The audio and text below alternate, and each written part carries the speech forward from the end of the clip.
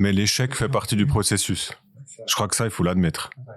L'échec fait partie du processus. On va choisir des mauvais outils, on va choisir des mauvais processus, on va aborder certaines choses de la mauvaise manière, on va prendre la mauvaise direction. Par contre, il faut pas le faire 2 fois, quoi.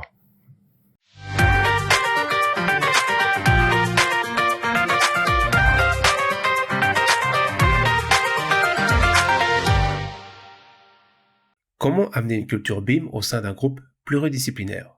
Comment former ses employés, les conserver ou en attirer de nouveaux à l'ère digitale? Comment s'organise la veille technologique dans une structure fragmentée? Nous allons en discuter avec nos 2 invités du jour. Ils viennent du Jura et de la Gruyère, sont respectivement géologues, ingénieurs en génie mécanique et en énergie. Tous 2 intéressés par le BIM et certifiés du CAS en coordination BIM. L'un est plus axé sur la partie stratégique de son entreprise et l'autre plutôt sur la mise en œuvre. Pour cet épisode, nous sommes chez MC Berger à Lausanne. Nous avons le plaisir d'accueillir Johan Gigondet et Joël Geron du groupe RWB. Cet épisode est la première partie de l'interview avec Joël et Johan. La deuxième partie arrive dans le prochain épisode. Si tu souhaites les contacter, leurs informations de contact sont dans la description. Salut Johan, salut Joël. Bonjour messieurs. Bonjour. Alors, salut. Comment ça va sinon? Très bien. Très bien. Toi Joël, tu as fait un bachelor en génie mécanique, suivi d'un master en énergie. C'est ça. Tu peux nous dire ce que c'est exactement et comment c'est lié à ton activité? La base, donc la mécanique, c'est parce que je suis de formation polymécanicien, donc c'était un peu la suite logique ingénieur en mécanique. Ensuite, on a un métier qui est très polyvalent, ce qui veut dire qu'on voit beaucoup de différents domaines, on va dire, même l'électricité et autres. Et du coup, la partie énergie était une des options qui nous menait en 3e année à choisir en fait notre voie. C'est vrai que je suis arrivé là-dedans, du coup arrivé dans le bureau RWB, dans le domaine énergie à la base. Et puis la suite, voilà. Et ton côté, Johan, tu es géologue. Tu peux nous expliquer ce que c'est et en quoi est-ce différent d'un géotechnicien? Oh. J'ai l'habitude de dire que je suis géologue retraité parce que finalement j'ai fait mes études en sciences de la Terre à l'université de Neuchâtel. Et puis à la suite de mes études, j'ai été embauché dans une boîte qui faisait du consulting en pétrole du côté de Genève où j'ai travaillé 2 ans. Et puis ensuite, j'ai complètement abandonné le domaine de la géologie. Donc, je travaille chez RWB depuis approximativement 15 ans. Enfin, exactement 15 ans, en fait, depuis le mois de septembre de cette année. Et donc, je ne fais plus du tout de géologie. Donc, je m'aventurerai pas sur la différence entre la géologie et la technique parce que je dirais beaucoup trop de bêtises. Ça marche. Vous êtes les 2 intéressés par la numérisation de la construction. Donc, pour vous, c'est quoi votre vision du BIM? Si je prends de mon côté, donc provenant de la mécanique, pour moi, le 3D, qui était pour moi ma vision du BIM du départ, c'était quelque chose qui faisait partie du quotidien. Ce qui veut dire que pour moi, c'était normal de modéliser en 3D. Quand je suis arrivé, puis que j'ai vu qu'on modélisait, ou qu'on dessinait sur AutoCAD, ça m'a pas mal frustré, on va dire, parce que j'avais une habitude de travailler dans le 3D déjà depuis pas mal d'années. Donc du coup, c'était un peu la suite logique. Et puis en arrivant, on avait des logiciels de mécanique en 3D, déjà on faisait du SolidWorks avant de passer sur des vrais logiciels, on va dire pour de la construction. Et toi, la vision du BIM? Alors moi, étant chef de projet et puis ayant vraiment, j'apprécie beaucoup la coordination dans le cadre du projet, l'organisationnel, le côté humain d'un projet. Pour moi, le BIM, alors bien sûr, on parle toujours de 3D parce que c'est exactement ce qu'on voit quand on parle de BIM. Parce que si on veut visualiser du BIM, c'est bien de visualiser une maquette numérique. Mais en soi, pour moi, le BIM, c'est des processus de travail. C'est de la gestion d'informations, c'est de l'organisation de projets. Voilà, c'est la mise en place de processus bien clairs pour arriver à un but commun où il y a beaucoup de monde qui collabore. Okay. Donc le 3D, je le mets un petit peu de côté. Malheureusement, les clients ne voient que ça. Ok. Et puis, vous faites les 2 parties du groupe RWB sur des sites différents. Et puis, dans des activités ou des domaines un petit peu différents. On a pu voir que RWB, c'est un groupe de sociétés fragmenté, justement, en sites et en domaines. Comment ça fonctionne pour la communication, l'organisation et le partage d'expériences? C'est un challenge continu.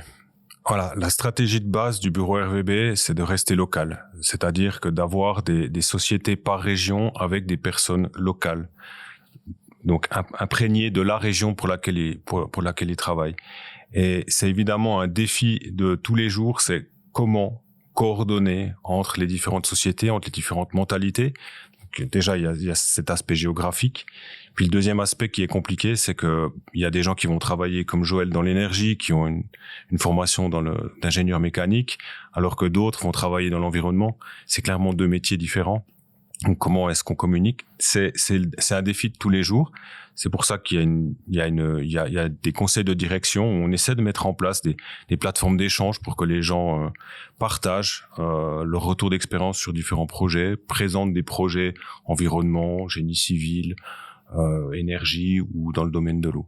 C'est ça qu'on met en place, mais c'est clairement un défi quotidien et la particularité de notre groupe. Ok. Et du coup, est-ce que tu vois un avantage, un inconvénient par rapport à ce système-là? L'avantage, comme je l'ai dit, c'est qu'on est proche de nos clients. On est à un bureau qui commence à devenir gentiment assez gros, comme bureau d'ingénieur. On est 200 personnes aujourd'hui. Mais par contre, on est constitué d'entités d'une vingtaine, voire peut-être 30 personnes, ou parfois même 5-10 personnes sur certaines zones géographiques. Et ça nous permet d'être vraiment proche de nos clients. Et ça, je pense que c'est extrêmement important pour nous. Mm-hmm. La difficulté, c'est d'avoir des processus communs, de pouvoir comparer un plan qui sort de la société Jura ou de la société fribourgeoise. Il doit être similaire. Et ça, c'est extrêmement compliqué d'avoir ces processus communs, d'avoir ces standards communs. Voilà, ça c'est la complexité du bureau. Et pour installer justement pour installer le BIM dans un groupe fragmenté, ça se passe comment? C'est le même défi que pour implanter d'autres domaines, pour implanter d'autres processus liés à nos métiers. C'est toujours le même défi. On a l'avantage, je pense, avec le BIM, c'est qu'on est parti de zéro. Personne, finalement, ne faisait du BIM chez RVB il y a encore 5 ans, puisqu'on a commencé grosso modo en fin 2017. Donc, personne ne connaissait le BIM. Donc, j'ai eu cette tâche au début d'implémenter le BIM au sein du bureau, puis du coup, on est parti de zéro. Donc ça a été plus facile pour nous. Et puis la première chose que j'ai faite, c'est que j'ai essayé de créer une commission BIM dans laquelle il y avait des personnes de chacune des sociétés pour essayer de créer une émulation. Et pour moi, ces personnes qui faisaient partie de la commission BIM devaient être les porte-paroles locaux de leurs sociétés respectives. Et c'est la façon dont on a initié finalement la mise en place du BIM chez RVB. Tu fais partie du comité alors? Oui, effectivement. Joliment depuis les débuts. Et puis c'est vrai que il y a eu un moment, cette stratégie de se dire on met plutôt des personnes du technique qui peuvent porter la parole envers des modeleurs qui dessinent avec les collègues ou comme ça, de pouvoir justement faire ces échanges-là. Mais on voit qu'après, on s'est retrouvé confronté à un autre problème qui est le fait que faut que ce soit les directeurs qui prennent les décisions pour faire monter aussi un petit peu plus les choses. Donc c'est vrai qu'avec le temps, la commission a un petit peu changé.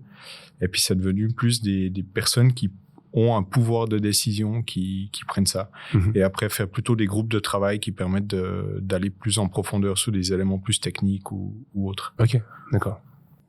Autre qu'un pouvoir de décision, c'était surtout d'avoir un pouvoir d'influence. Ouais.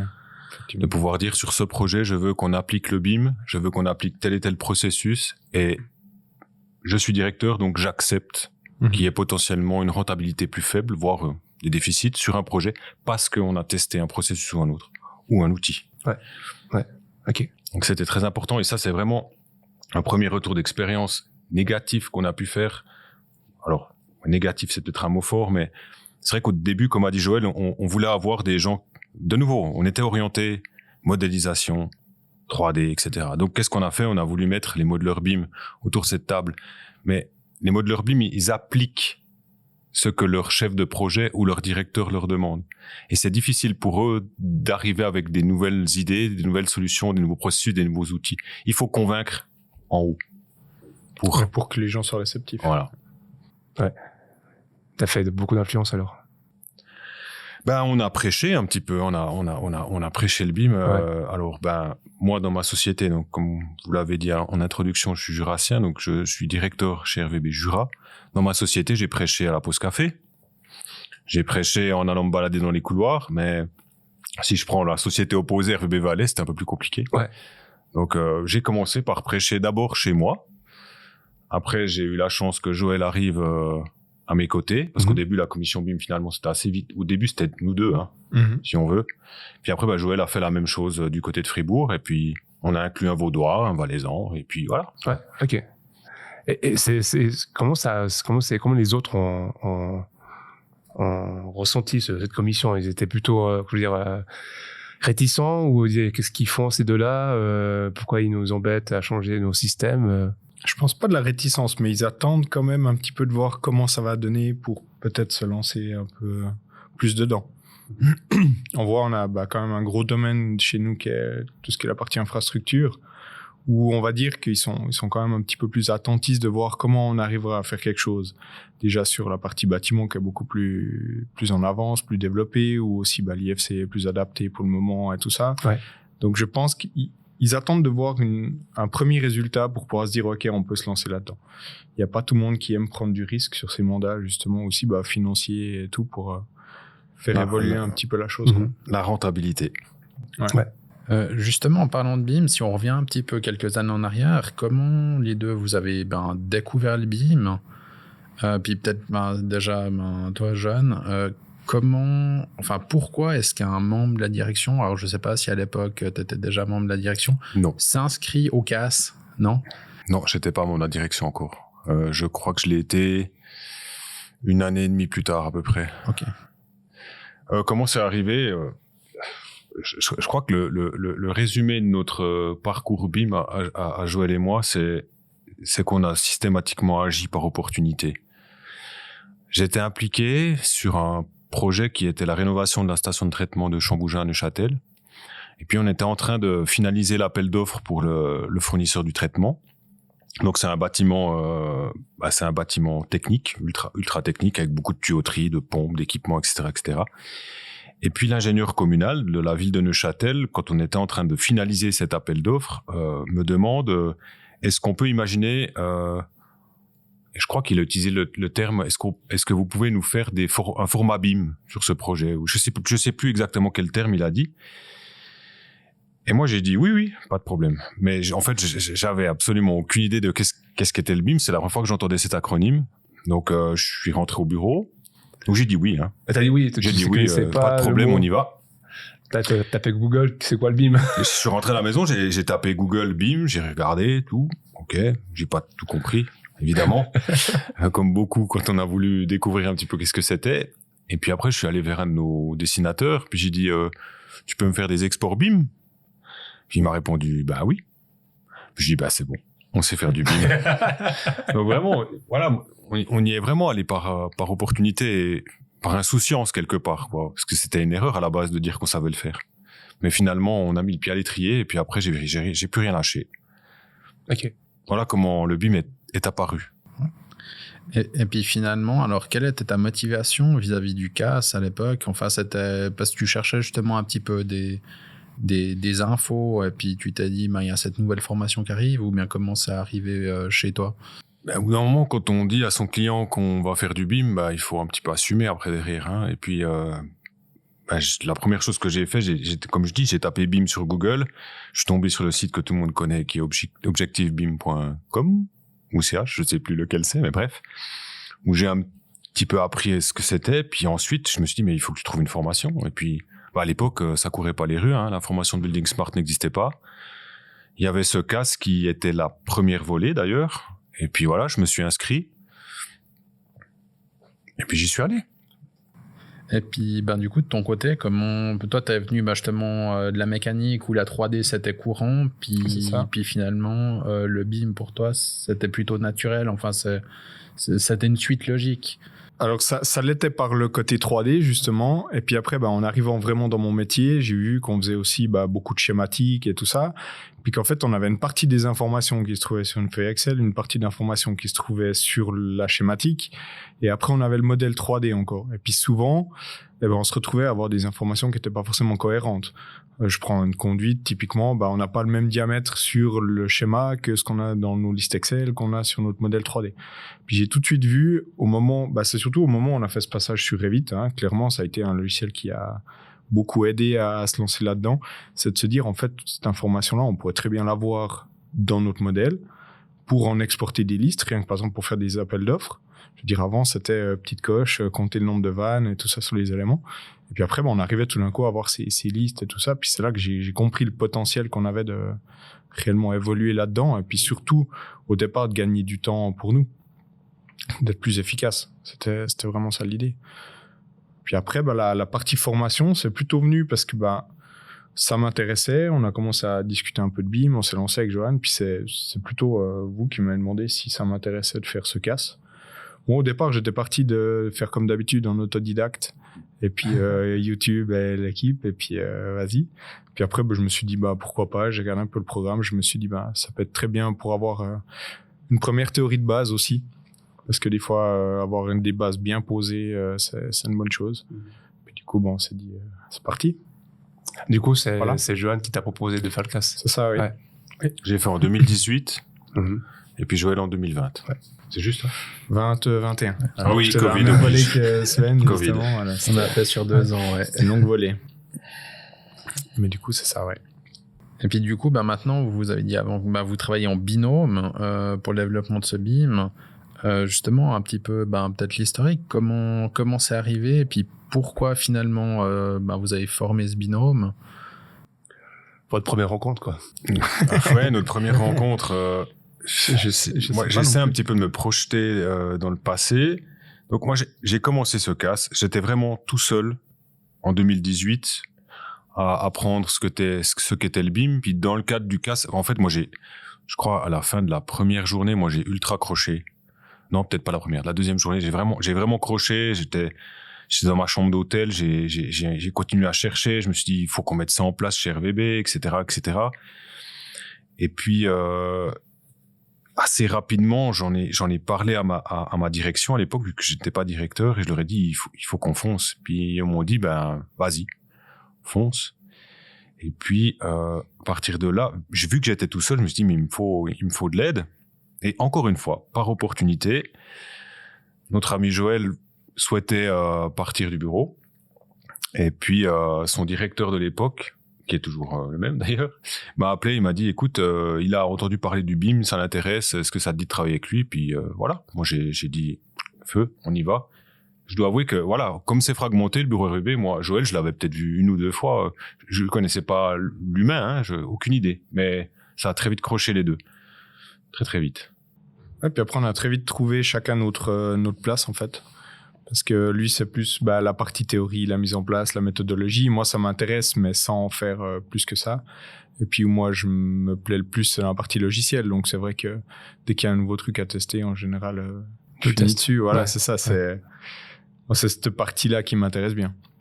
Tout le temps découvrir des nouvelles choses et tout ça, et puis de pouvoir après l'appliquer sur les projets. C'est vrai que c'est ça l'idée, hein, c'est toujours de voir qu'est-ce qu'on pourrait améliorer, automatiser ou autre.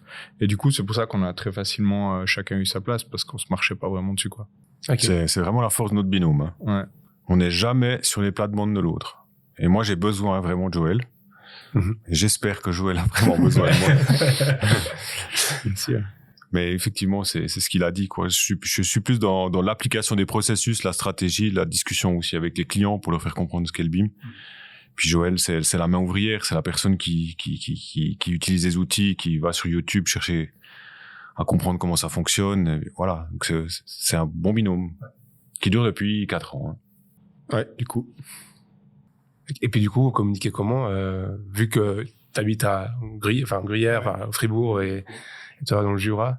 Vous faites comment maintenant cette communication? On fait des rencontres dans notre bureau à Neuchâtel, souvent.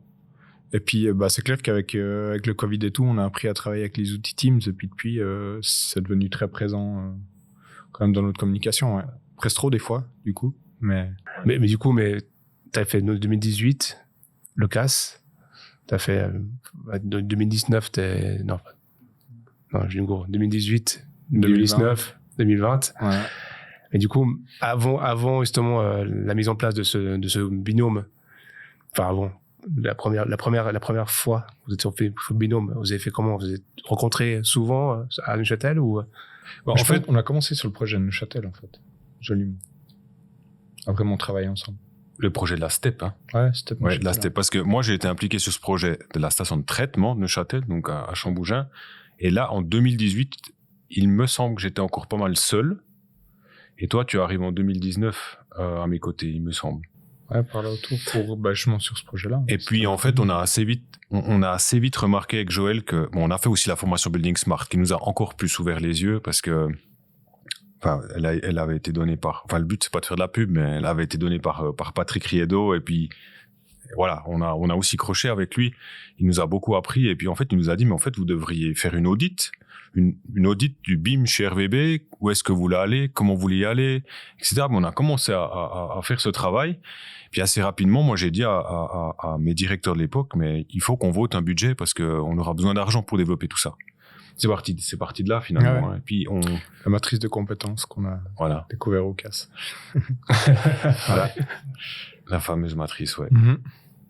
Et puis du coup, on a monté ensemble cette stratégie BIM. Donc là, souvent on passait des après-midi entières, on se retrouvait à Neuchâtel avec Joël, et puis on s'est brisé les dents sur cette matrice parce que ce qui était compliqué, en fait, ce qui est compliqué quand on veut développer un nouveau domaine dans une entreprise, c'est qu'on sait pas vraiment où on va, on sait pas vraiment comment y aller, on sait pas vraiment quelle direction prendre. Et puis je suis un petit peu tête brûlée parfois.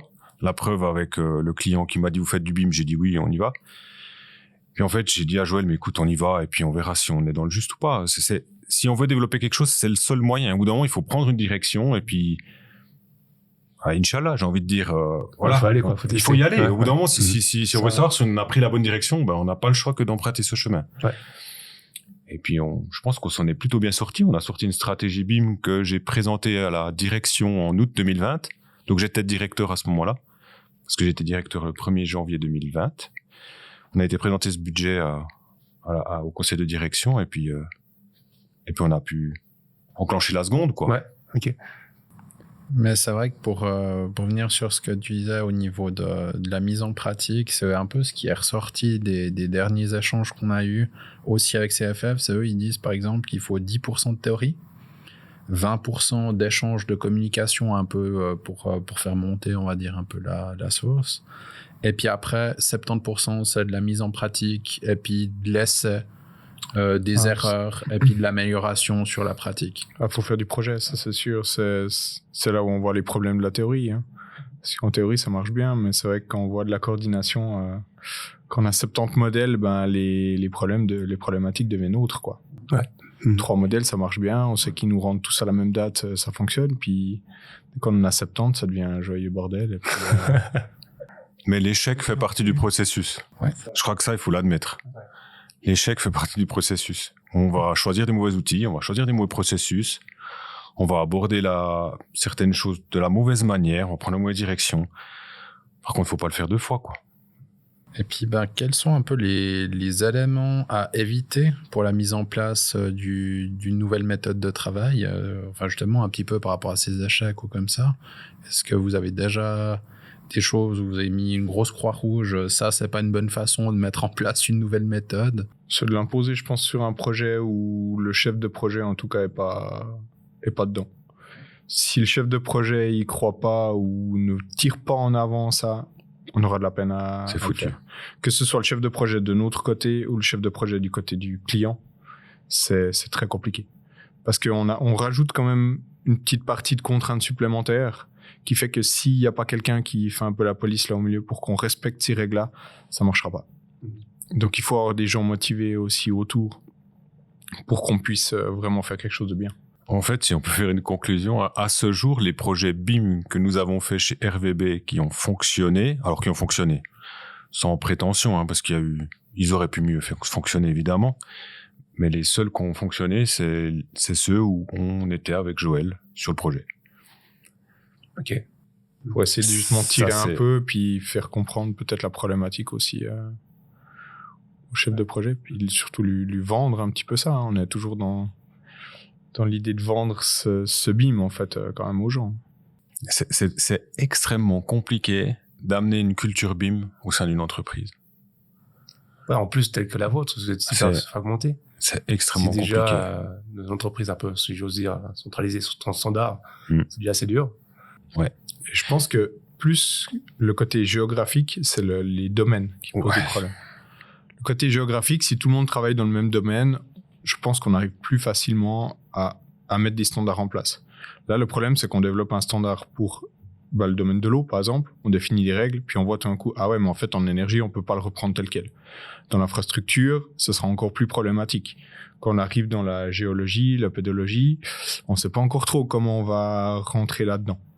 Donc, c'est toujours de devoir s'adapter, en fait, chaque fois au domaine en fonction des contraintes et puis des besoins de chacun des domaines. Je pense que c'est pire que le côté géographique encore. Ça a été d'ailleurs une problématique quand on est une entreprise comme la nôtre. On a voté un budget qui, grosso modo, c'est assez bas en termes de pourcentage. Ça représente grosso modo 1% de notre chiffre d'affaires annuel, hein, donc c'est assez bas.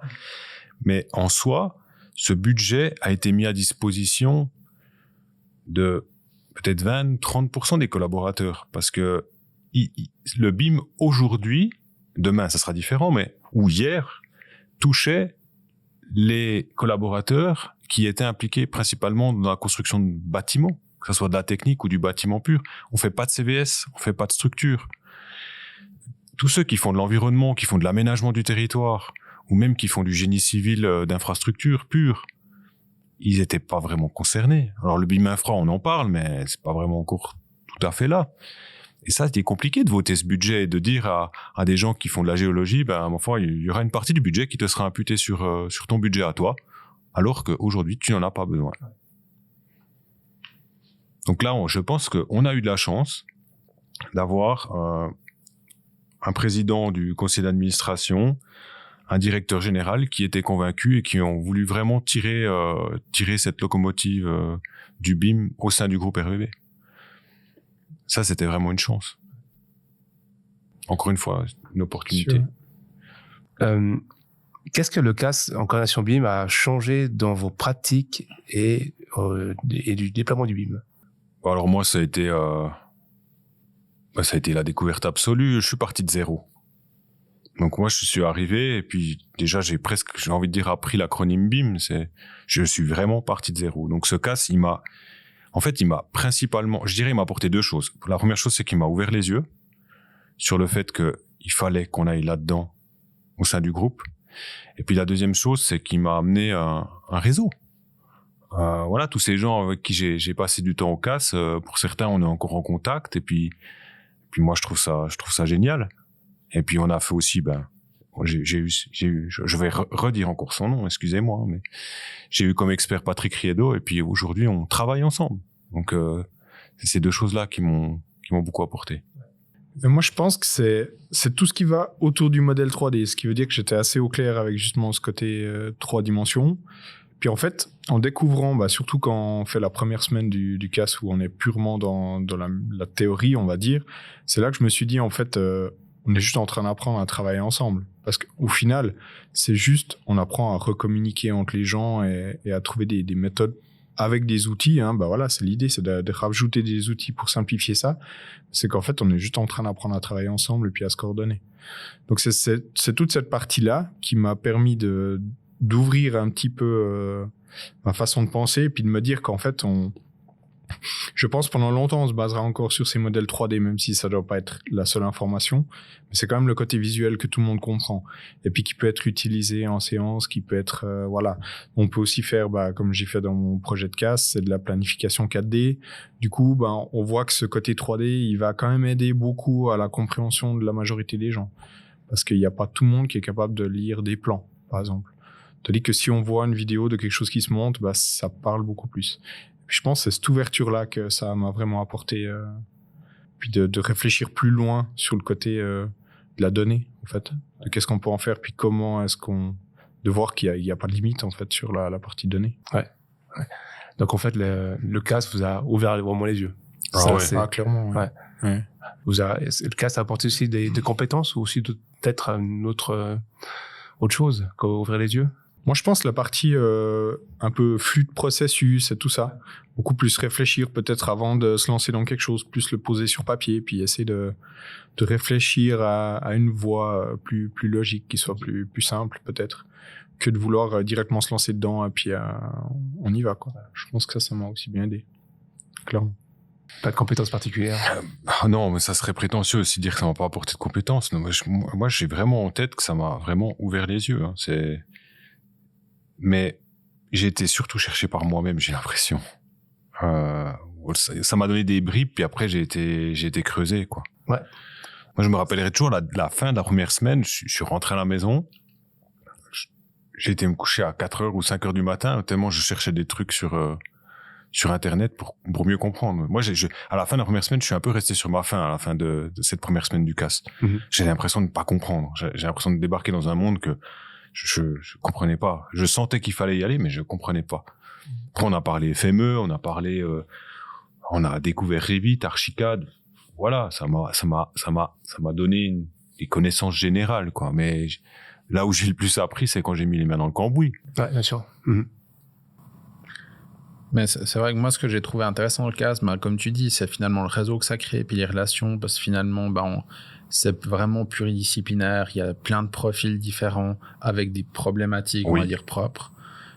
Et souvent, les gens sont beaucoup plus ouverts que ce qu'on imagine à communiquer sur leurs problèmes qu'ils ont dans leur métier. Et puis, ça donne l'occasion déjà d'échanger, même informellement, entre les cours. Mais aussi, ça nous force à prendre un travail de diplôme, puis prendre le temps pour se poser sur ça. Puis ça, c'est quelque chose que dans la vie de tous les jours, avec les projets qu'on a tous, on va pas prendre 150, 200, 250, 300, ça dépend un peu des gens, heures, à creuser un sujet et puis passer ce temps-là. Sauf si, à la fin, il faut qu'on rende quelque chose pour un travail de diplôme. T'as raison, clairement. Donc, ouais, pour moi, c'est vraiment ce que j'ai... Enfin, après, voilà, il y a des compétences, des choses qu'on apprend, mais pour moi, c'est vraiment, si je dois retenir quelque chose, c'est le réseau que ça ouvre, et puis ces échanges informels avec les gens, et puis le fait de se contraindre à prendre le temps de développer un sujet que j'ai trouvé vraiment intéressant. Petite parenthèse, c'est à travers ce CAS que j'ai fait ta connaissance. Parce que à travers ce CAS, Patrick Riedo nous a dit qu'il y avait les jeudis du BIM. Oui, c'est juste. Et vu que j'étais à Fribourg, j'y suis allé et tu étais là. C'est juste. C'est là qu'on s'est rencontrés. Oui. Non, mais c'est incroyable. Il y a toujours le jeudi du BIM. Plus à Fribourg. En fait, ça fait longtemps qu'on n'a pas fait ça, un petit peu mort. Enfin, est-ce qu'on peut dire mort? Mais oui, ça s'est un petit peu arrêté avec le Covid. Ah, ok, ouais, forcément. Et puis, alors moi, je serais motivé à ce qu'on se retrouve pour refaire, parce que de toute façon, échanger sur le BIM, ça me plaît toujours. Enfin, ou peu importe les technologies, mais se retrouver pour discuter un peu de la numérisation de la construction, c'est toujours un sujet qui me botte. Clairement. Maintenant, voilà, il faudrait qu'on soit quelques-uns à vouloir relancer la chose. C'était quoi le but, en fait, du BIM? C'était juste pour... C'était informel, c'était une discussion informelle. Ouais. On se retrouvait autour d'une bière dans un pub, et puis en gros l'idée c'était de dire toi qu'est-ce que tu fais, et puis finalement s'il y a deux personnes qui ont un sujet à discuter, c'était l'opportunité qu'ils se rencontrent et puis qu'ils en parlent. Ok. Du coup c'est resté un peu endormi, j'ose dire. Ouais, en fait, on a fait plusieurs fois comme ça où c'était l'occasion pour que les gens se rencontrent. Puis après, il y avait des échanges entre ces jeudis où finalement, si quelqu'un avait un sujet, après, ils avaient échangé leurs cartes. Donc, c'était facile pour se contacter. Et puis, on a fait 2 fois, je crois. On avait essayé de faire plutôt des sessions où on faisait des petits workshops. À l'époque, j'avais fait une petite explication, une petite introduction à Dynamo, par exemple. Il y a des gens, il y a quelqu'un qui avait présenté un outil pour faire de la modélisation sur des nuages de points, mais en fait on prenait chacun 20 minutes juste pour donner un petit peu une explication de qu'est-ce qui existe comme technologie, puis après si une personne voulait en savoir plus, encore une fois les cartes avaient été échangées, les gens se connaissaient, donc ils faisaient ça après plus tard. Mais c'était vraiment l'occasion d'essayer de rassembler les gens autour d'une thématique et puis que ouvrir des communications, quoi. C'est peut-être plus compliqué d'imaginer ça aujourd'hui parce que c'est devenu vraiment un business. Il y a des gens qui ont ouvert leur bureau et puis ils ont peut-être envie de partager leur retour d'expérience qui font la force de leur bureau. Je pense qu'à l'époque, en 2018 en l'occurrence, quand on s'est rencontrés les deux, c'était plus une lubie de passionné. Alors peut-être j'exagère un peu, mais il n'y avait pas encore cette notion de business autour. Peut-être ça serait plus compliqué de refaire ça. Enfin, moi, je suis pour la transparence et puis le partage. Je pense qu'on a tous à y gagner, mais je suis pas sûr que tout le monde pense comme ça. Ouais, de toute façon, après, on peut très bien faire un appel à ceux qui veulent le faire. Tout à fait. Puis finalement, c'est l'occasion de voir si on arriverait à relancer quelque chose. L'appel est lancé, quoi. Ouais. Justement, un petit peu dans les autres discussions qu'on a eues, on nous a parlé aussi assez facilement de pénurie, on va dire, de personnes qualifiées dans le domaine, alors avec des profils spécialisés, mais notamment dans des spécialistes BIM qui manquaient. C'est aussi le cas pour vous de trouver des gens qui ont des compétences dans ce domaine-là, ou bien, enfin, quel est votre avis à peu près sur la situation actuelle du marché en Suisse? Moi, j'ai l'impression qu'il y a une pénurie de tout. En soi, hein. On a du mal à trouver des directeurs de travaux, on a du mal de trouver des chefs de projet expérimentés dans des domaines spécifiques. Donc voilà, pour le BIM, c'est exactement la même chose. Je me rappelle quand je me rappelle comment t'es arrivé dans le BIM chez RVB. C'est en fait à l'époque on cherchait. Donc j'étais avec le directeur général et puis j'ai dit j'ai besoin d'une personne, parce que j'ai très vite compris que je n'allais pas être cette personne qui maîtrise la modélisation, qui maîtrise les outils. C'était pas vraiment ma vraie personnalité. Ça servait à rien de me demander d'aller me perfectionner sur des outils. Je pense que ça aurait été une erreur. Et du coup, moi, j'ai voulu chercher un coordinateur BIM. D'ailleurs, j'ai fait appel à mon réseau du CAS. Et puis, en fait, on n'a pas trouvé cette perle rare. Aussi parce que le salaire que demandaient ces personnes était assez élevé. J'avais du mal à bien évaluer ce que valait un coordinateur BIM sur le marché. Maintenant, je l'ai mieux évalué. Mais à l'époque, je l'évaluais pas aussi haut. Et puis, on cherchait. On a rencontré, 4-5 candidats. Il y avait quand même des candidats qui venaient, principalement de France. Sauf erreur, les 3/4 venaient de France. Et puis, c'est là que le directeur de Joël m'a appelé et m'a dit mais arrête de le chercher, peut-être qu'on l'a à l'interne. Ça aussi c'est la difficulté de notre groupe, c'est que moi en fait, je pense que si j'avais partagé mon quotidien avec Joël, si on avait été dans la même société, peut-être que j'aurais pas cherché un coordinateur BIM externe, parce que j'aurais vu que lui il était intéressé, puis qu'il avait les compétences et puis il était prêt à s'engager. Mais je pouvais pas le savoir, je le voyais pas. Ouais. C'est vrai. Après, il y a une autre chose aussi qu'on s'est rendu compte un petit peu avec le temps, c'est que, je veux pas dire qu'on fait un métier spécial, mais on est dans des domaines où il y a pas mal de techniques. Et puis que peut-être le fait d'avoir quelqu'un qui soit du domaine du technique et qui monte en compétences en faisant coordinateur est peut-être pour nous plus intéressant qu'une personne qui est, on va dire, un pur coordinateur, qui est peut-être un dessinateur génie civil ou un projeteur ou autre, et qui viennent s'intégrer dans la structure. Aussi par le fait que on n'a pas encore assez de projets BIM pour vraiment occuper des gens à plein temps, ou en tout cas pas toute l'année. Et du coup, ça fait que c'est des gens pour qui on n'aurait pas forcément assez de travail pour le reste du temps. Et le fait que ce soit une personne qui puisse être beaucoup plus polyvalente en faisant, je sais pas, un ingénieur qui fait du dimensionnement, et puis qu'à un moment, ils doivent se mettre dans de la coordination sur un projet spécifique, ça rajoute aussi un peu de flexibilité là-dedans, puis je pense qu'on avait besoin aussi de ce profil-là. Ok. C'est vrai qu'on est parti de cette stratégie de faire monter en compétence les personnes à l'interne qui avaient un intérêt. Et je pense que c'était la bonne stratégie. On l'a vu avec Joël, donc encore une fois, comme moi, il est parti de zéro, et puis maintenant, moi, vous appelez ça des talents. Pour moi, il fait partie des talents RVB. Et puis on en a d'autres, et la plupart, c'est des gens qui sont montés en compétence parce qu'ils en avaient tout simplement envie, qu'on leur a laissé le temps, on leur a laissé se former, on les a accompagnés, etc. Et puis on a créé nous-mêmes nos talents, et si je pouvais donner un conseil à notre entreprise, je pense que il devrait faire ça. Faire une audit des personnes à l'interne pour voir de quelle manière ils peuvent évoluer. Et il y a des personnes qui peuvent évoluer en tant que modeleur BIM, coordinateur BIM, et des autres qui peuvent évoluer plutôt, des gens comme moi, où ils vont être plus à l'aise avec l'application des processus BIM dans le cadre d'un projet standard. Voilà. Donc on est parti sur ce principe-là. Ça veut pas dire qu'on ne cherche pas des gens, parce que évidemment des modeleurs BIM expérimentés, on en cherche, mais il faut qu'ils connaissent notre métier, parce qu'on fait un métier particulier, le domaine de l'énergie, de l'eau potable, des eaux usées, c'est quand même c'est particulier. On construit pas des immeubles, on cherche pas un dessinateur en bâtiment. On en a eu des dessinateurs en bâtiment qui justement avaient des compétences au-dessus de la moyenne en termes Revit, mais par contre ils n'arrivaient pas à retranscrire ça sur nos métiers. Et ça, c'est un échec pour nous, ça. On veut des gens qui soient dans notre métier et qui montent en compétences. Je pense, deuxième avantage aussi d'avoir des gens qui soient du technique, c'est que sur un rôle, ils peuvent prendre plusieurs projets. on voit que ces rôles très bien définis avec manager BIM, coordinateur et tout ça, ça marche très bien dans des grandes structures de projets. Mais vu qu'on n'a pas forcément des projets qui ont des envergures, comme peut-être la guerre de Lausanne, des choses comme ça, où on n'arriverait pas à nourrir une personne à 100% là-dessus, ça permet d'avoir moins de personnes dans le projet, mais en même temps qui font plusieurs rôles. Et du coup, ça rajoute aussi, je pense, beaucoup de logique. Je vois, par exemple, sur un projet qu'on a là, moi, je suis pur coordinateur, mais je ne fais rien du tout du technique dedans.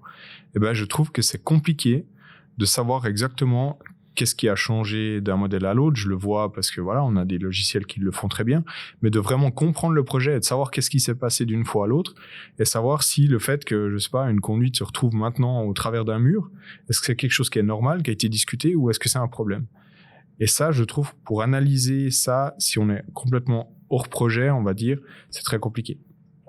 Donc ça rajoute, je pense, cette coordination entre les personnes qui fait qu'on ne rajoute pas un étage de plus dans l'équipe de projet. Et ça peut être intéressant aussi, je pense. Et c'est important que nos chefs de projet comprennent ce que c'est que le BIM. Et du coup, vous faites comment alors pour donner cette information, influencer ce genre de choses? Ouais.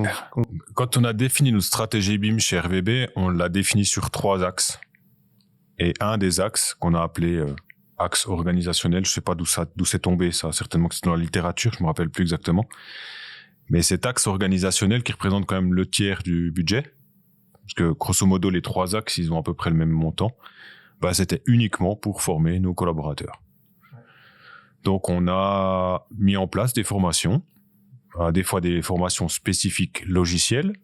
Donc là, Joël donne ses formations sur Revit, d'autres collègues donnent des formations spécifiques sur Mensura, par exemple, le logiciel pour le génie civil.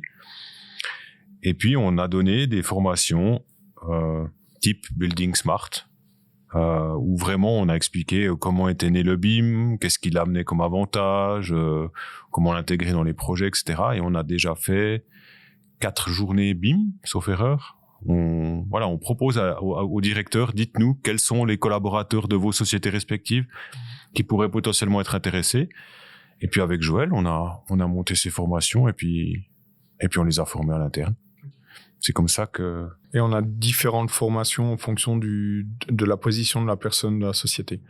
Par exemple, un modeleur, une personne qui va être plus au contact direct de la partie logicielle, aura une formation un peu plus longue qu'un chef de projet, par exemple. Le chef de projet, il doit être capable de vendre un peu ses prestations BIM, de comprendre un petit peu comment ça va, et puis de savoir qu'est-ce qui va graviter un peu autour de son projet, même s'il n'est pas du tout forcément ce rôle de coordinateur ou autre.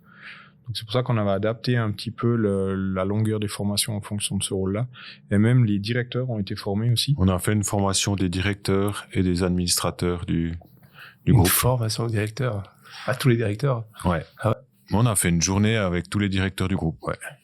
Non, mais encore une fois, on a voté ce budget BIM au sein de la direction. Et si on veut le faire fructifier, il nous faut des mandats. Mm-hmm. Le fait que nous soyons fragmentés fait que moi, du côté du Jura, moi je suis plutôt Jura, Berne, Neuchâtel. En l'occurrence, je suis beaucoup actif sur Neuchâtel. J'ai essayé de prospecter pour avoir des mandats BIM dans cette région. Mais il est évidemment très important que les directeurs de Valais, les directeurs de Vaud, les directeurs de Fribourg fassent la même chose. Parce que si on veut progresser dans le BIM, si on veut garder potentiellement l'avantage qu'on aurait pu acquérir dans les années précédentes, il nous faut du projet. Mmh. Et sachant qu'une grande partie de notre domaine d'activité ne concerne pas le bâtiment et donc n'ont pas de BIM, il faut absolument que dans le domaine où le BIM peut être intéressant, il faut qu'on le laisse projet, qu'on ait ces projets. Sinon, on ne montera pas en compétences. Donc, c'est pour ça que c'était important pour nous de former nos directeurs, de former les administrateurs, puis aussi quand on va leur dire on vote un budget qui comprenne un minimum de ce qu'ils vont voter, ce qu'ils vont valider. Et cette formation, c'est vraiment plutôt de l'introduction, quoi. C'est pas forcément très, très, très léger. Okay. Ah oui, c'est l'introduction. C'est essayer de leur faire comprendre, mais ça, je pense que à tous, essayer de leur faire comprendre que le BIM n'est pas de la modélisation 3D. Et ça, je sais pas pour quelle raison, c'est ancré profondément dans la tête des gens, mais on peut le dire, répéter. J'ai encore vu votre vidéo avec Patrick qui le dit aussi. Non, ça rentre pas. je sais pas ce qu'il faut faire, mais c'est important que les gens comprennent que le BIM ce n'est pas que du 3D. Ouais, bien sûr. Ça évitera plein de malentendus. Bah justement, on a vu un petit peu, donc vous avez plutôt une stratégie où vous formez en interne, vous faites aussi un petit peu de recrutement. En 2022-2023, en tant que chef d'entreprise, comment on garde des talents? Comment, enfin finalement, alors c'est pas forcément lié au BIM, mais finalement, quel est c'est un gros challenge à l'heure actuelle avec justement un peu tous les... Enfin, on voit dans tous les bureaux, les gens partent, reviennent, etc.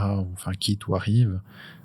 Comment on fait ou comment on se place en tant qu'entreprise pour essayer, ou à quoi on fait attention pour garder ces talents?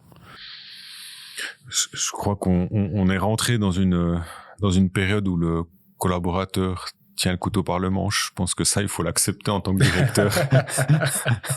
Ça dépend évidemment des régions. J'ai un peu plus de chance en tant que directeur Jura. Voilà, la concurrence, elle est moins élevée. Mais c'est vrai que pour un collaborateur qui travaille dans la région de Châtelloise ou lausannoise, ben, il peut changer de bureau du jour au lendemain. Donc c'est quelque chose qui nous inquiète beaucoup au sein du conseil de direction. On doit prendre soin de nos collaborateurs. On doit leur laisser une certaine liberté pour se former. On doit les laisser innover, etc., etc. Et je pense que l'objectif principal pour nous, c'est de leur donner des projets qui sont intéressants. À partir de là, un cadre intéressant. À partir de là, voilà, on espère qu'ils restent. Mais je pense que pour tous les autres bureaux, pour tous les bureaux, c'est compliqué. C'est clair. Je pense qu'il faut leur laisser un peu de liberté pour. Typiquement, si un collaborateur veut se lancer dans le BIM, moi je l'accompagne, quoi. Il faut l'accompagner. Et toi, Joël, qu'est-ce qui fait rester? Bah, c'est effectivement ça. Voilà, on a des entretiens de fin d'année où on discute d'objectifs et de choses comme ça. Bah, clairement, les demandes vont dans ce sens-là. Et puis, si on voit que nos demandes, bah, elles vont aussi, qu'elles sont aussi acceptées et puis qu'on puisse avancer là-dedans, bah, c'est ça qui fait rester. Je veux dire, il faut s'amuser dans son job. Enfin, je veux dire, à un certain moment, c'est ça qui est important aussi. C'est clair qu'il y a des choses, on dit, on pourrait trouver mieux ailleurs, oui. Mais est-ce que tout est mieux ailleurs? On sait pas. Donc, voilà, moi je me plais dans mon job, je m'amuse bien à ce que je fais, et puis pour moi c'est ce qui est important. Donc c'est vrai que j'ai cette liberté-là aussi, bah parce qu'on n'est peut-être pas encore une grande structure BIM, et du coup j'ai une grande liberté, ça faut le laisser, que je n'aurais peut-être pas dans une plus grande structure où ils sont peut-être déjà 20 personnes dans le BIM, avec des rôles bien spécifiques et des peut-être beaucoup plus cloisonnés. Là on est un petit peu quand même électron libre, quoi. Ouais, c'est hyper motivant pour nous deux. Ouais. Ça c'est cool. Ouais. On est libre. On a confiance en nous. Enfin, le conseil d'administration, le conseil de direction a confiance en nous, et puis on est libre. Donc c'est vrai que ça c'est hyper agréable. Et puis peut-être juste pour rajouter, voilà, RVB a un slogan, c'est l'humain au cœur de l'ingénierie. C'est pas qu'un slogan. C'est nos collaborateurs, c'est extrêmement important pour nous. On essaie d'en prendre le plus soin. Alors encore une fois, je parle en tant que directeur Jura, mais avec mon collègue de la direction à Porrentruy, on attache une grande importance à la santé de nos collaborateurs. Puis quand ils vont pas bien, ben, on essaie de les accompagner du mieux qu'on peut.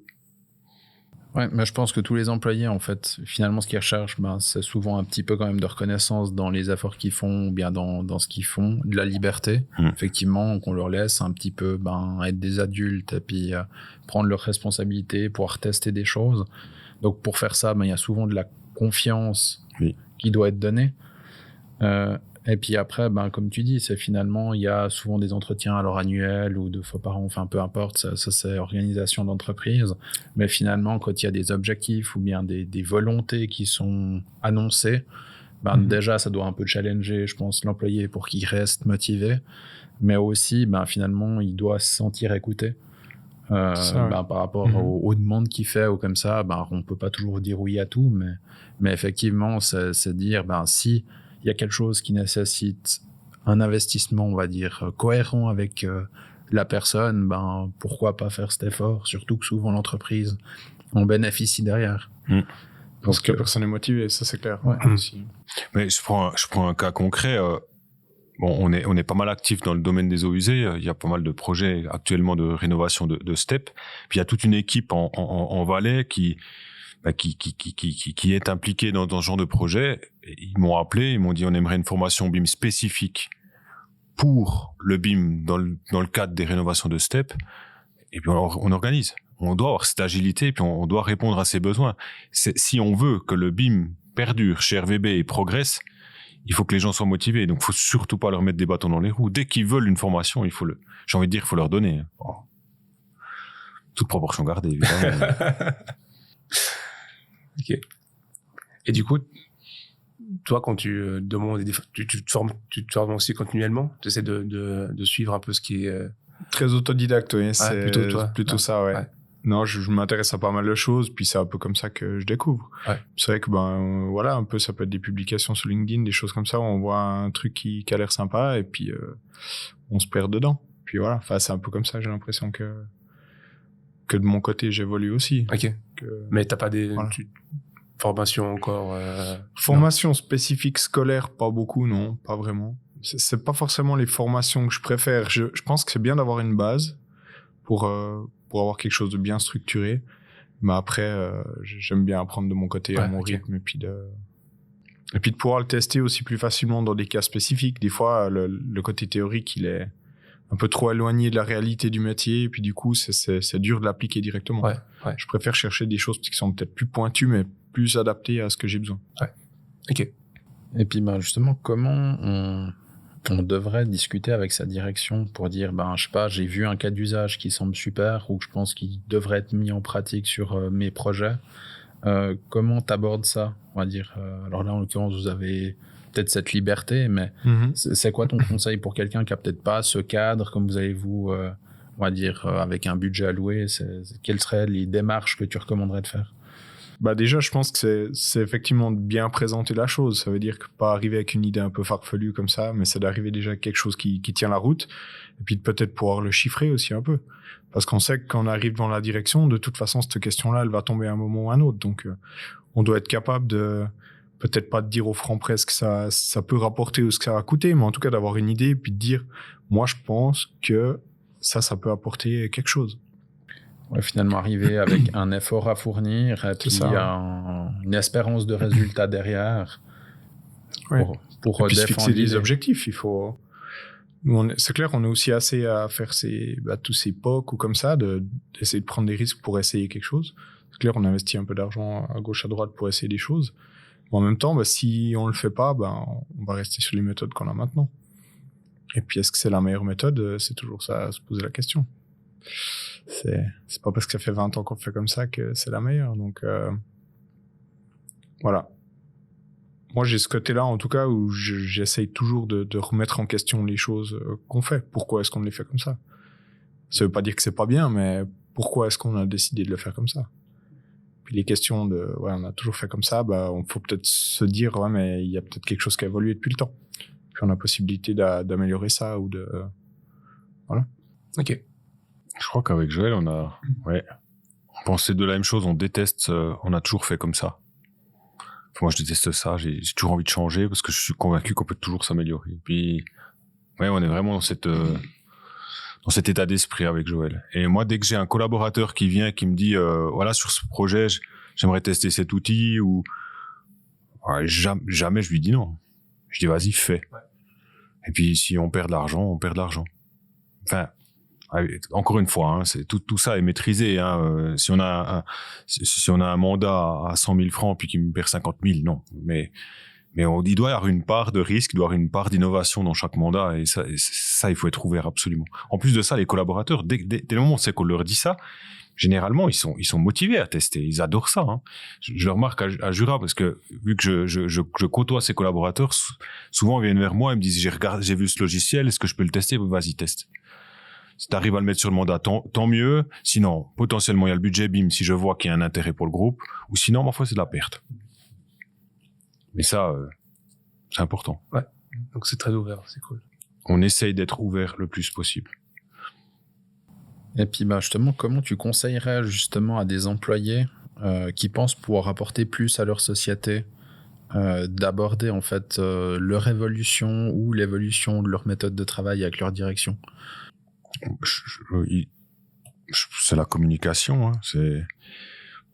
Encore une fois, je prends l'exemple du bureau RVB parce que c'est là où je travaille, mais c'est une hiérarchie qui est quand même assez plate. Moi, les collaborateurs, même si je suis directeur, ils peuvent venir dans mon bureau quand ils veulent, ils peuvent m'appeler quand ils veulent. Donc, je pense que c'est hyper important pour une direction d'être totalement ouvert, à l'écoute, quand les collaborateurs viennent avec de nouvelles idées.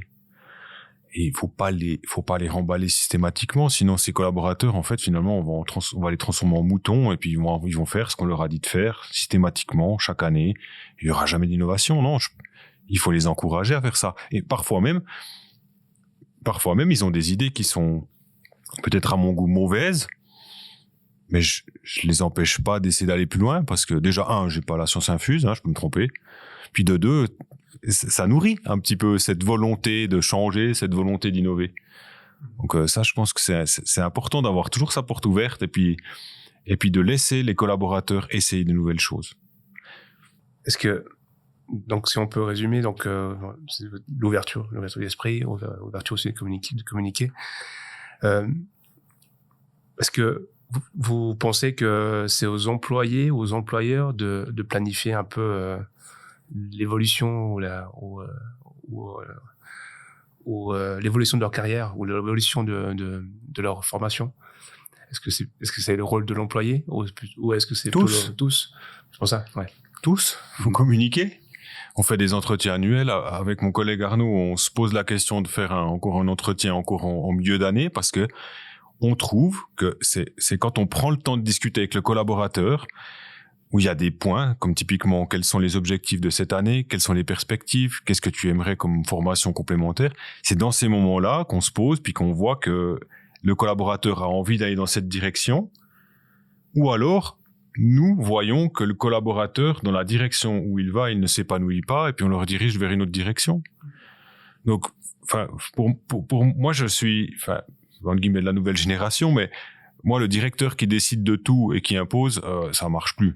Voilà, ça c'est une conviction. Il faut discuter avec les collaborateurs. C'est pas parce que hiérarchiquement ils sont en dessous de la direction qu'ils sont plus bêtes ou moins malins. Loin de là. T'as besoin de toute manière. Bah oui, et puis ils ont des meilleures idées que nous. Souvent. Faut les écouter. Ouais. Moi, je pense aussi, mais que ça doit venir un peu des deux parties, parce que d'un côté, l'employé, il peut avoir des envies ou des besoins à rapport au métier qu'il fait déjà maintenant.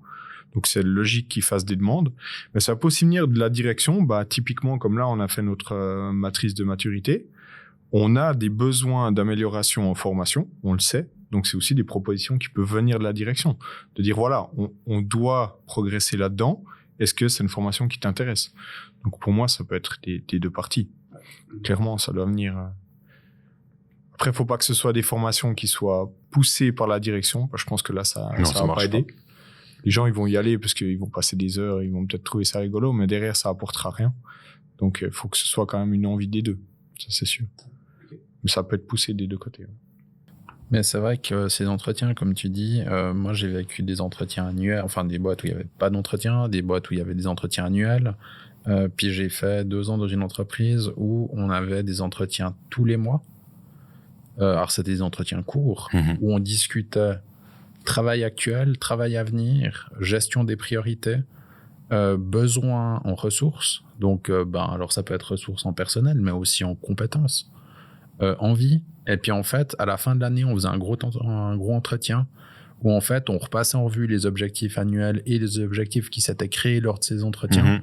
Puis en fait, on avait le suivi de l'année. Mais ça permettait aussi, par exemple, s'il y avait un besoin, aussi de détendre, on va dire, la relation employé-employeur. Parce que comme tu dis, dans certaines structures, tu as la porte qui est ouverte, mais tu admets que l'employé va pouvoir venir puis te dire « j'ai un problème ». Et pour beaucoup de gens, c'est compliqué de venir dire « j'ai un problème, il faut que tu me trouves une solution ». Alors que si tu as un temps qui est contraint, qui est forcé, où l'employé et l'employeur sont obligés de se voir une fois par mois pour traiter de ces sujets, peut-être le premier mois, il va pas te le dire. Mais le deuxième mois, en fait, tout d'un coup, il aura vu que de toute façon, la discussion, elle est ouverte, puis il va aborder le sujet.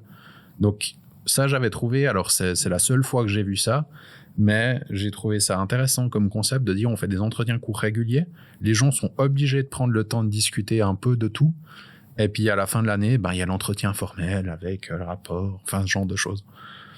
Ça permet aussi de sortir la tête de l'eau, parce que Moi, j'ai vécu une expérience d'un entretien qui s'est déroulé il y a 1 mois où en fait, j'ai remarqué pendant cet entretien que ce que je demandais aux collaborateurs était complètement à l'inverse de sa personnalité.